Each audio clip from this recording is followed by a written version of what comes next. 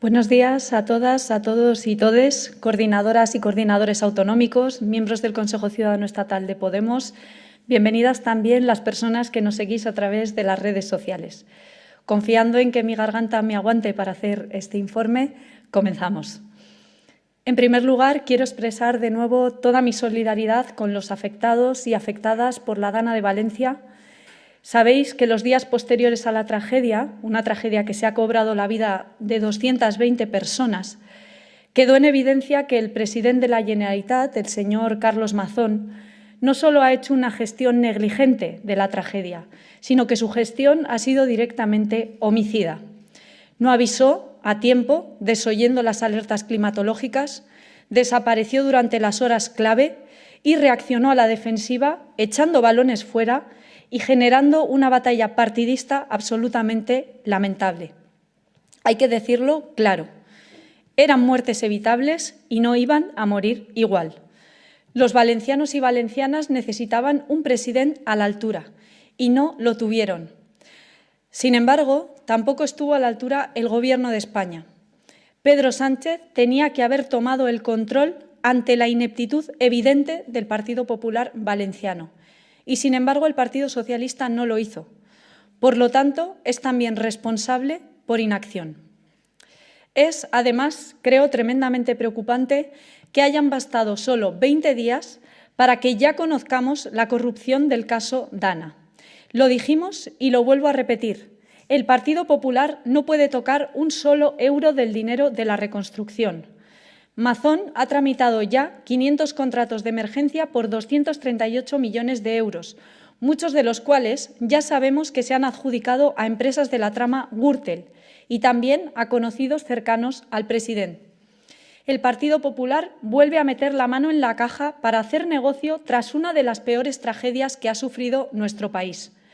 Mazón se niega a dimitir y se parapeta tras un cambio de cromos en su gobierno para hacer como si no hubiera pasado nada. Pero ha pasado y hay que echarlos otra vez. El Partido Popular es un partido negligente y corrupto hasta la médula, que no puede liderar la reconstrucción que necesita Valencia. Se lo decimos también al Partido Socialista. No sean ustedes hipócritas, pidiendo, por un lado, la dimisión de Mazón, mientras le regalan sus votos al Partido Popular para que apruebe los presupuestos y continúe robando y recortando en servicios públicos. No necesitamos un cierre bipartidista. Valencia no necesita un cierre bipartidista, sino una izquierda valiente que sea capaz de enfrentarse a los poderosos como Juan Roig, sancionándoles por poner en peligro a los trabajadores y las trabajadoras durante la catástrofe, y aprobar ayudas que beneficien de verdad a las clases populares que se han quedado sin nada y que tienen mucho más difícil reponerse de este duro golpe. Compañeros y compañeras, mirad, este jueves 21 de noviembre se cumplía un año de la expulsión de Podemos del Gobierno por parte del Partido Socialista. Y creo que es un buen momento para echar la vista atrás y analizar lo que ha ocurrido en este año de legislatura efectiva. Todo el mundo pensaba, a la luz de la actitud exultante de Pedro Sánchez y Yolanda Díaz en la noche electoral del 23 de julio, que nada cambiaría respecto a la legislatura del Gobierno de coalición con Podemos, salvo quizás esa nueva relación con el Partido Socialista anunciada por la vicepresidenta el 13 de noviembre del año pasado en la primera reunión con su grupo parlamentario. Sin embargo, después de un año de gobierno, creo que estamos en condiciones de afirmar que muchas cosas han cambiado. Hoy tenemos un gobierno cómodo para el Partido Socialista, un gobierno en el que ya solo manda Sánchez, pero que es incapaz no ya de acometer las transformaciones feministas, verdes y sociales que nuestro país está esperando, sino simplemente de ser capaz de proponerlas. Junts no puede ser la excusa para no intentarlo siquiera. Toda la política feminista que había colocado a España como referencia internacional bajo el mandato de Irene Montero está guardada en un cajón. Las medidas de vivienda planteadas por el Gobierno solo contribuyen a alimentar los problemas de especulación que nos han traído hasta aquí.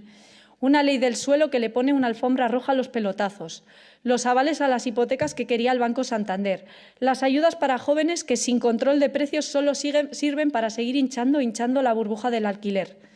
Por no hablar de una política de lucha contra la emergencia climática que básicamente consiste en regar de millones a las empresas más contaminantes, principales responsables de la situación límite a la que ha llegado el planeta, y que se traduce en daños catastróficas como la que hemos visto en Valencia, o el hecho de que en este año nos hayamos convertido en cómplices necesarios del peor genocidio en un siglo.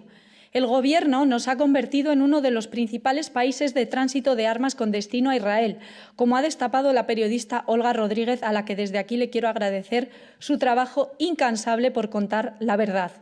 Y también el Gobierno de España nos ha convertido en compradores masivos de armas israelíes probadas en combate, es decir, contra niños y niñas palestinos y personas inocentes. Este año ha estado marcado también por la revelación de un gravísimo caso de corrupción en el seno del Partido Socialista, que afecta nada menos que al ex número 2 del PSOE y exministro José Luis Ábalos y también a su equipo. No voy a valorar la declaración de Aldama, un criminal ahora exconvicto, que ha lanzado acusaciones muy graves contra altos cargos del Partido Socialista en activo. Porque nosotras, compañeros y compañeras, no somos como ellos. Soy consciente de que Podemos podría sacar un rédito electoral muy importante, como hizo en su día el Partido Socialista con nosotros, tratando de aprovechar esta declaración a nuestro favor. Pero nosotras, compañeras y compañeros, insisto, no somos como ellos. En este caso es muy importante distinguir el grano de la paja. Y la realidad es que Aldama ha hecho acusaciones muy graves a mucha gente sin prueba alguna. Eso no nos impide ver al mismo tiempo que la investigación llevada a cabo por la UDEF contra Ábalos y contra su colaborador estrecho, Koldo García, esa investigación ha desvelado informaciones gravísimas. Esto muestra, en mi opinión, una vez más, que la corrupción del bipartidismo es su seña de identidad y que tanto el Partido Socialista como el Partido Popular tienen una concepción absolutamente patrimonial de nuestras instituciones, para que todo el mundo me entienda, que las consideran suyas y que se piensan cuando gobiernan que el dinero de todos y de todas también es suyo. Y todo eso nos reafirma una vez más en que España necesita reconstruir y con urgencia una alternativa fuerte al bipartidismo. Y además creo que esta última semana de este último año ha sido tremendamente simbólica por lo que representa con la negociación de la reforma fiscal. El Gobierno coló una reforma fiscal por la puerta de atrás en la transposición de la Directiva Europea para implementar un impuesto mínimo del 15% a las grandes empresas.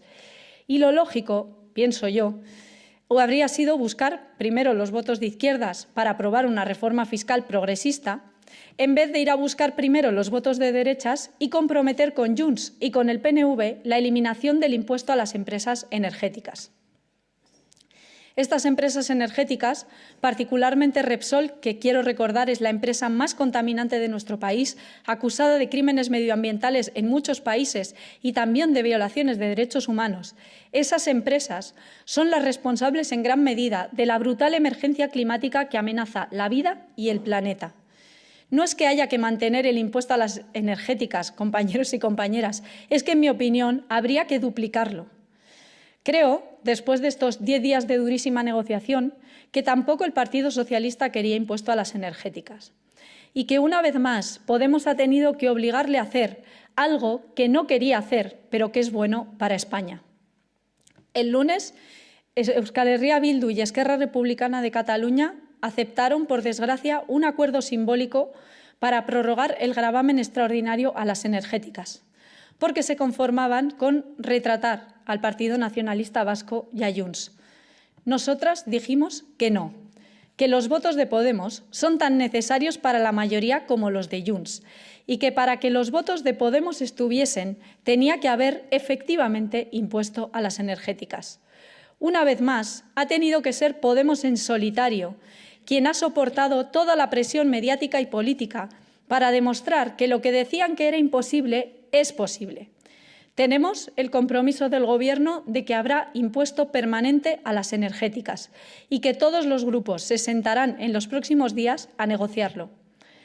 En resumen, en este año creo que ha quedado claro que un Gobierno del PSOE sin Podemos es un Gobierno enormemente conservador, que prefiere buscar los votos de derechas antes que fortalecer el bloque de izquierdas para poner presión sobre el PNV y sobre Junts. Y lo hemos visto esta semana también en Europa, compañeros y compañeras, con un partido socialista que se presenta a sí mismo como el voto para frenar a la extrema derecha y que cuando llega la hora de votar apoya a los candidatos a comisario de la extrema derecha de Meloni y de Orbán y que también acepta esos mismos votos para garantizarse su bien remunerado sillón. Nos dijeron de todo, le dijeron de todo a Irene durante la campaña de las europeas cuando dijimos que Teresa Rivera se iba a sentar en una comisión con la extrema derecha. Y el tiempo, por desgracia, nos ha dado con creces la razón. El PSOE por sí solo es incapaz de frenar a la derecha y a la extrema derecha, porque con sus políticas conservadoras desencanta al electorado y genera un malestar social, como está pasando con la vivienda, que es donde prenden el discurso del odio y del último contra el penúltimo. Y el PSOE es incapaz de frenar a la derecha y a la extrema derecha, porque ya lo hemos visto esta semana. Si hace falta, deja sus principios a un lado y pacta con ellos en Europa o les entrega el Poder Judicial para que jueces reaccionarios como García Castellón sigan mandando en España y haciendo política sin presentarse a las elecciones. Frente a este escenario, creo que cabe preguntarse una vez más, compañeros y compañeras, ¿qué hacer? ¿Qué pueden hacer los militantes de Podemos y la ciudadanía de izquierdas que quiere que recuperemos la capacidad de transformación? En primer lugar, creo que Podemos tiene que seguir demostrando, como esta semana, que los votos de izquierdas valen igual que los votos de la derecha y que no se pueden dar por hecho. Esta negociación sienta, a mi modo de ver, un importante precedente cara a la negociación de los presupuestos generales del Estado. Esperamos que el Partido Socialista tome nota y entienda desde ya que las condiciones de Podemos para apoyar los presupuestos generales del Estado son las que son, porque es necesario y urgente bajar el precio del alquiler y romper relaciones con los genocidas, aunque el PSOE no quiera, y porque así lo han decidido casi 40.000 inscritos e inscritas en Podemos. Si el Gobierno quiere el apoyo de Podemos a los presupuestos, los alquileres tendrán que bajar por ley un 40% y se prohibirá la compra de vivienda a quien no vaya a vivir en ella. Al mismo tiempo que rompemos las relaciones comerciales y diplomáticas con Israel, en particular acordando un embargo formal de armas. El PSOE tiene que entender que, igual que no nos subordinamos a ellos cuando éramos socios de Gobierno, nuestros votos en el Congreso sirven para cooperar, pero no para subordinarnos.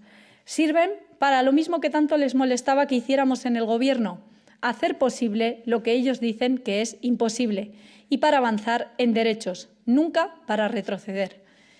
Y en segundo lugar, pienso que estamos en un momento clave para seguir haciendo crecer las fuerzas del feminismo, de la justicia social, del ecologismo y de la paz, para demostrar que otro mundo y otro país son posibles.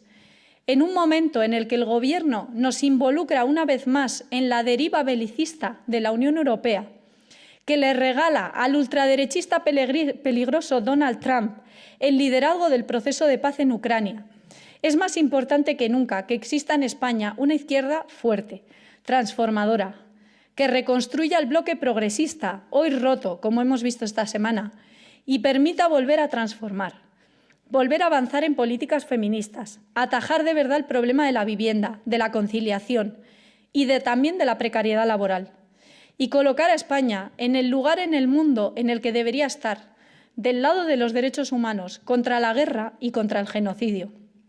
Cuanta más fuerza tenga Podemos, compañeros y compañeras, mejor articulado estará el bloque progresista y más transformaciones se producirán. Ahora estamos parando balones, algo absolutamente fundamental. Pero hay que trabajar sin descanso, compañeros y compañeras, para volver a meter muchos goles. Sí se puede.